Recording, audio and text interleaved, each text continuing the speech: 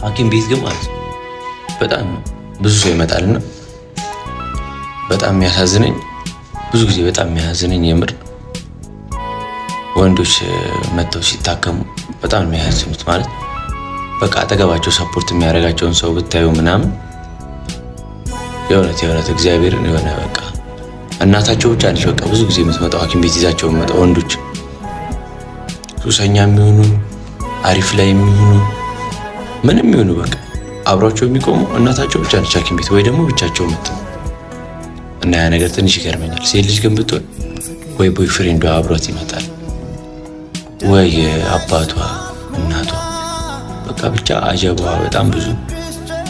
ወንድ ልጅ ግን በቃ ራስን ያለ ወንድሜ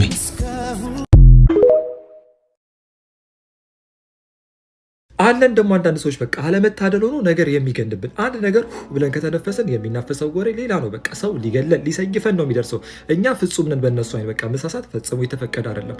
ሌሎች ሰዎች ደግሞ አሉ በቃ መናጤ የሆኑ ልጆች ስራ ቦታ፣ ትምህርት ቤት ቦታ ፋውል እየሰሩ ምንም የማይጠቆሩ ማለት ነው። እኛ ጋር ግን ሲሆን ፍጹም እንዲሆን ይጠበቃል። ለምን